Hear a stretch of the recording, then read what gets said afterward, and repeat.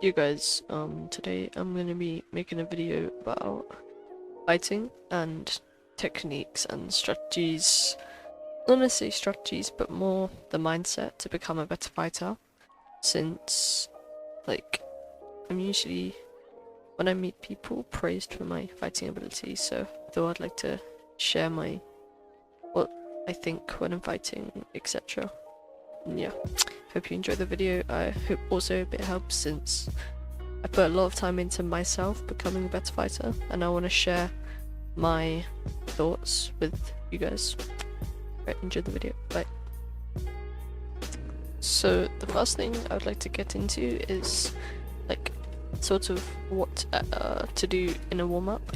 I think that having a good warm-up is also very key in your progression as a player. So usually what I do is I will just go in a map like this and Freebuild for roughly 10 minutes. You can also use something such as a speed boost, which is simulating having a pepper in endgame or something, but I think this is the first thing you should do when you hop on, unless you do Kovaaks first like me. But other than that, I think that this is the first thing you should do when you get on, just to warm your fingers up and stuff like that. So the next thing I think you guys should do is the Raiders Peace Control map, and all the links, all the map codes I use in this video will be in the description or on screen now, or both. But the first thing, so yeah, I think the drills that I usually do, which are the ones that I find useful and not boring, because I think if your warm-up's boring, you won't improve. So number 1, number 3, number 5, number 6, number 9, number 10, number 12, and then number 14. I think those are the drills that help me the most, and I don't really do every single drill because they're not all useful in this game, in this meta. So yeah, I think this is very good because it simulates you fighting opponents, and like it's just good to practice, etc. So the next thing I think you guys should do is aim duels, and I'm not gonna use a partner, I'm just gonna show you which ones I do. So usually you go in 6k HP and then a 1x1 cone,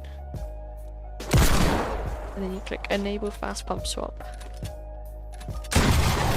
You would go in here, you go. Try not to jump around as much, because you wouldn't really do that if you jump in a boxing game. Just move around and stuff like that. Okay, so yeah, you would do 1x1 cone, like I just said, 6k HP, fast pump swap, you do that 10 times. Then you do 1x1 cone react, and 6k HP, and you do this one 10 times. So next up is a Kovaaks routine, and I think this is my main thing that helped me improve. It's Kovaaks because, especially in solos, it's a lot about being confident in your aim, and because in laggy lobbies, like, you can't build an edit as much, but you can still use all your aim. So these are all the drills I recommend.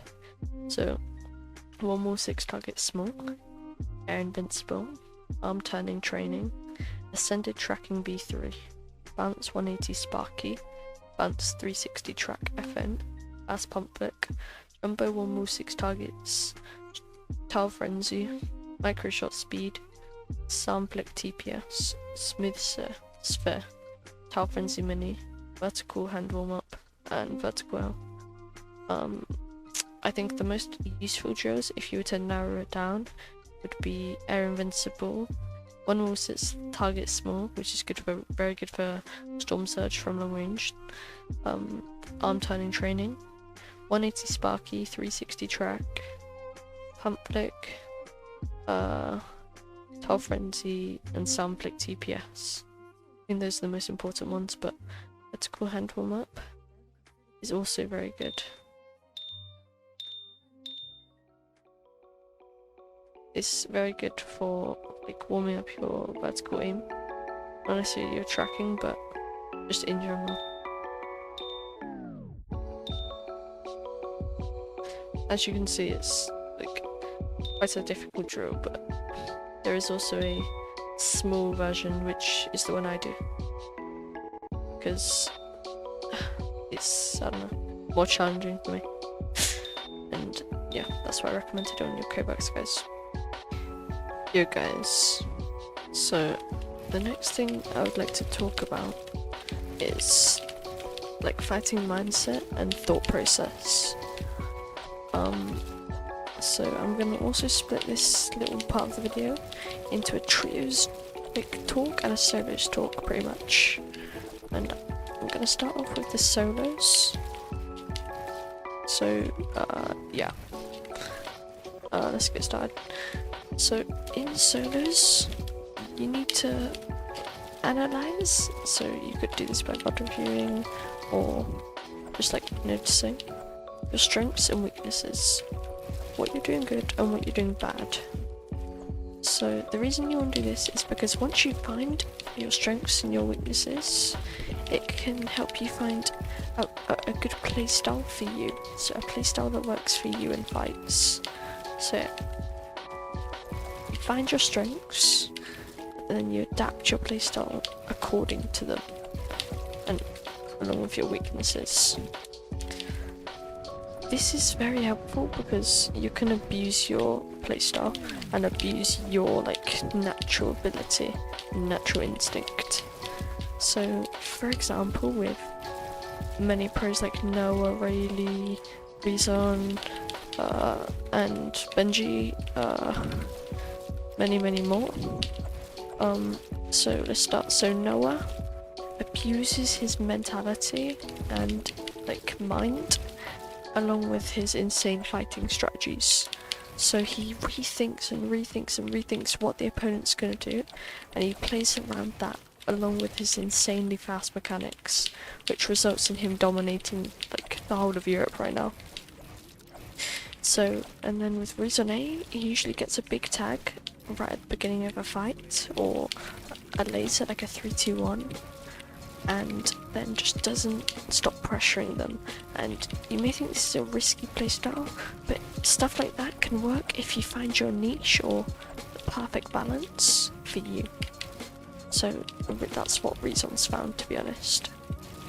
Benji Fishy abuses his 0 ping a lot and plays very well, like fast. Like, and it's very hard to play against if you don't have the right ping, but I think if you're below 20 ping, you're like chilling pretty much. But yeah. So what you can take away from what I've just said is abusing like all your shit, abusing what you're good at and what you're bad at.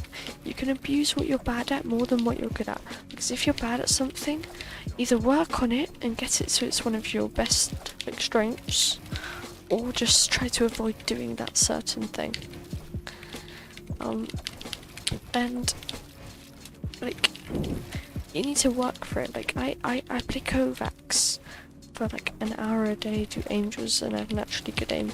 Like it's not super easy, like anything in life. If you really want this bad enough, you'll make it happen. Like you won't need someone to hand you an opportunity, you'll make your opportunity yourself. Like as many people say, like you'll make a meal out of nothing. Like, and hard work will always beat talent any single day. So if you work hard enough for it, and like have the right motivation and have the same passion as like I do, because I've got such a big passion for this game, like, and want it bad enough, you'll make this happen for yourself. You won't make it happen to prove anyone else wrong. You won't make it happen to get an ego off that kid who called you shit 6 months ago. You won't do that. You'll make it happen for yourself. You'll make it happen to help yourself and help your family and help your friends. That is why you work for it. And if you're not working for just like to help something, help yourself and do something for yourself, and if you really have a passion in this game, not just to help yourself but also just because you love this game, then you'll make it, and you'll make it happen for yourself. So yeah, the key things you take away from that is just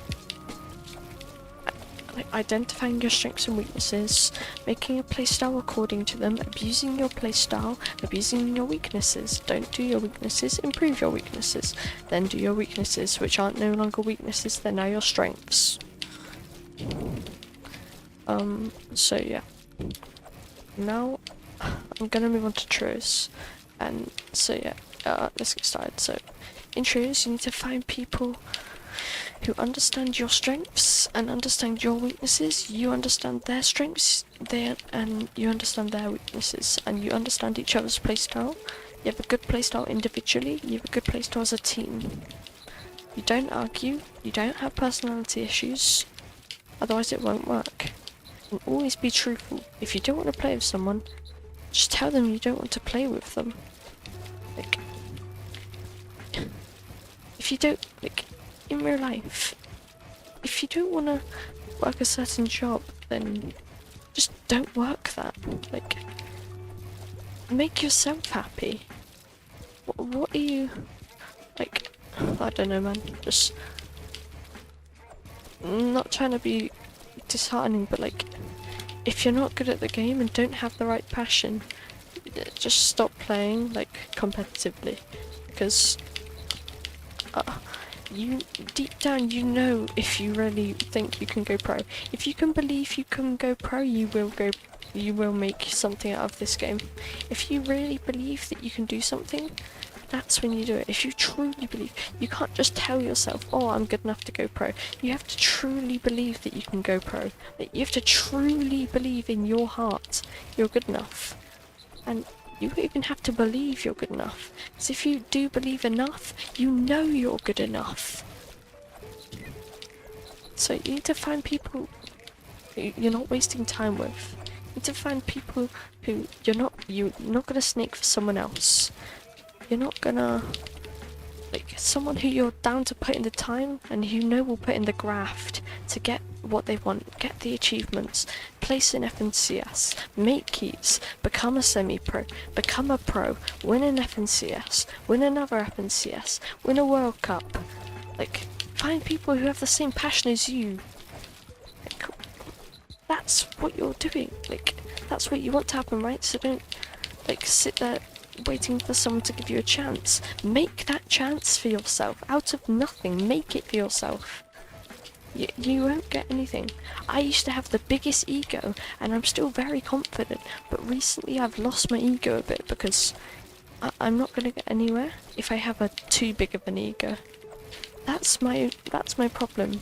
My ego is sometimes too big, and I've reduced that in the past couple of months because someone taught me like why it's bad to have an ego. So I've realised as well, and hopefully I can fix it. So yeah, find people with the same, who know your strengths and weaknesses, who you're confident to play with. You know their strengths and weaknesses, you don't have personality issues, you all grind the game, you all have the same goals. And you can have different roles, like, not just like an IGL tarp at endgame and shit. You can have roles in fights, like someone who can flank, someone who gets info. Like, I promise you, anyone can go pro in this game. People say, oh, it's too late to go pro. Oh, people aren't good enough to go pro anymore. Oh, the chance is gone. They're the people who won't go pro and won't make anything out of this game. You need to have passion in this game if you want to make it. If not, you won't. Find people with the same passion as you.